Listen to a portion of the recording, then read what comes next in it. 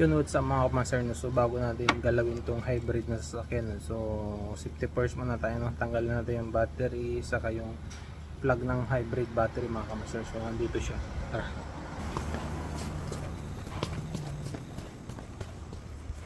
Tanggalin natin yung battery na 12 volts. Tanggalin natin dalawang para safety. Sa likod yung battery nya. Yan, tanggal na yan. So natin yung battery ng hybrid.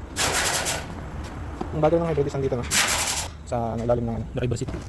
Nandito siya. Yung pin niya, plug, safety plug pin. Tanggalin natin. Yan, no? So tatanggalin natin ito mga kamaster. So ito hihilain nyo siya, no? Yan, isang hila, tapos angat. Yan, tanggal na.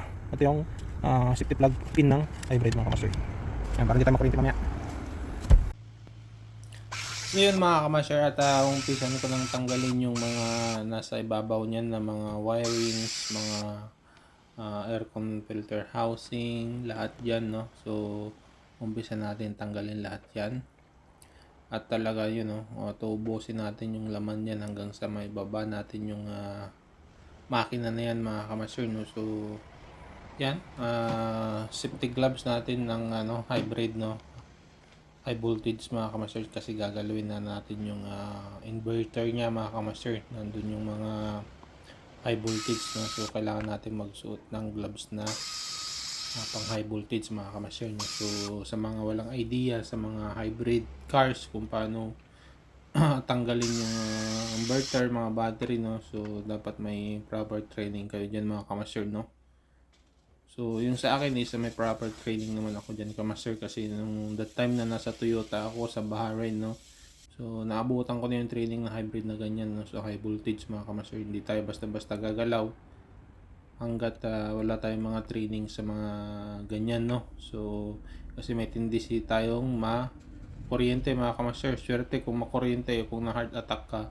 So, yan, natanggal na natin yung mga high voltage wire, no? So i-check ko pa rin kung may mga natirang voltage bago natin hugutin yung inverter na yan, no? So check natin kung may natira pang voltage. So far wala naman mga kamaster, no? So double check lang tayo mga kamaster, no? So para hindi tayo makuryente. At yan yung ginamit natin pang tanggal ng mga volts ng high voltage mga kamaster, no?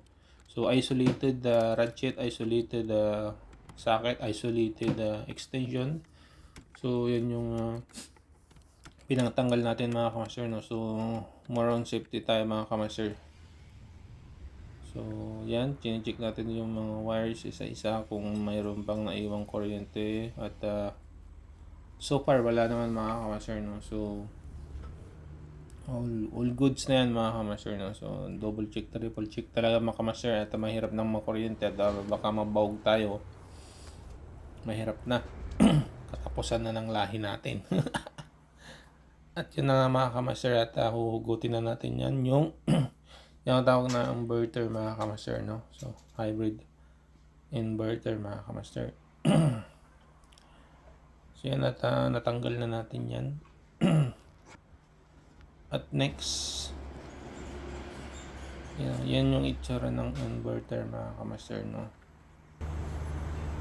Yan, dito siya galing. So kailangan natin kasi tanggalin yun kasi yung support ng transmission is nasa ilalim niya.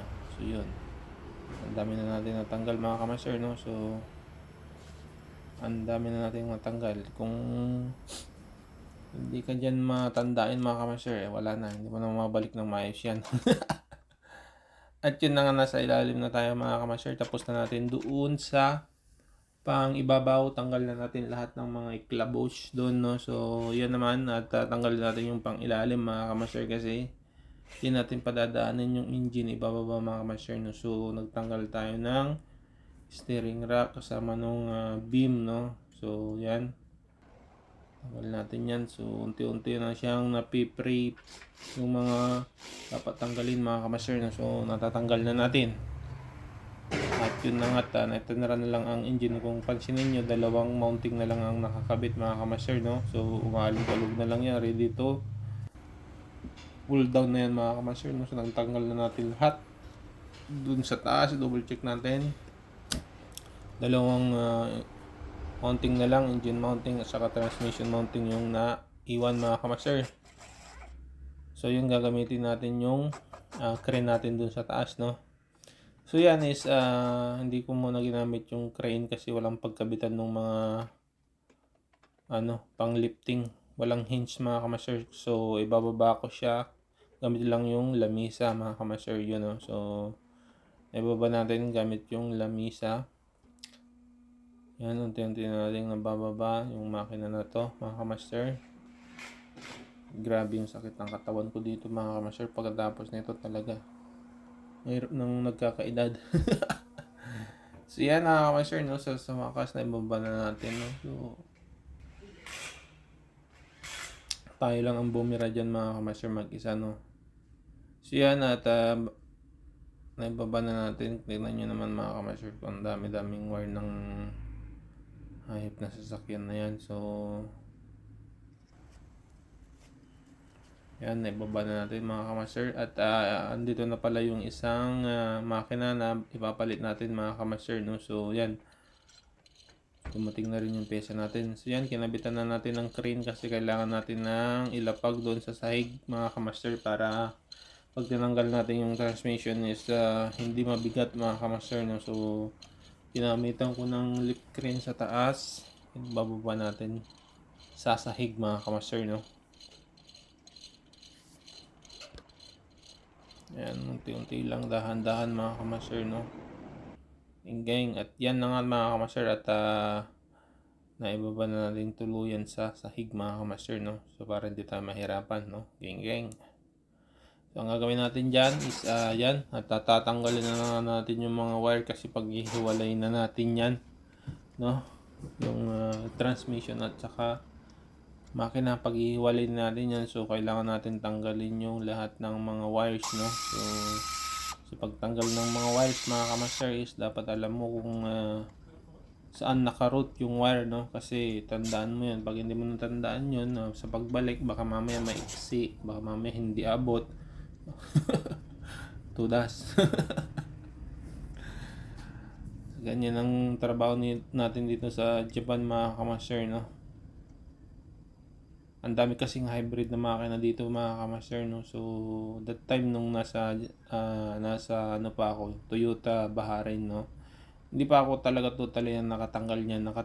Naka-training lang ako mga kamaster, no. Pero hindi pa ako nakatanggal niyan, naka-pull down kasi nga marami kaming technician doon, no. So tapos bago pa lang yung hybrid noon, no. So 5 years ago. So ngayon is siyempre nagkakaproblema ng mga hybrid. So yan, napasabak tayo dito sa Japan, no. So experience na rin mga kamaster, no. Kasi sa atin binibigay yung mga ganitong trabaho at marami na akong napalitan din to mga kamaster, kaya medyo gamay na natin kung paano ang pagpalit, no. At yun na mga master at nahiwa na nga natin, no. Yun ang napaghiwalay na natin. So yung engine na yan is ayan, transmission hybrid. So ang daming wire. So tapos yun yung engine na bago ipapalit natin. So yung isang engine na yan is wala na yan, tatapon na yan. Kung sa Pinas pwede pang ayusin pero dito wala na, hindi na sila nag-ayos, no. So yun lang.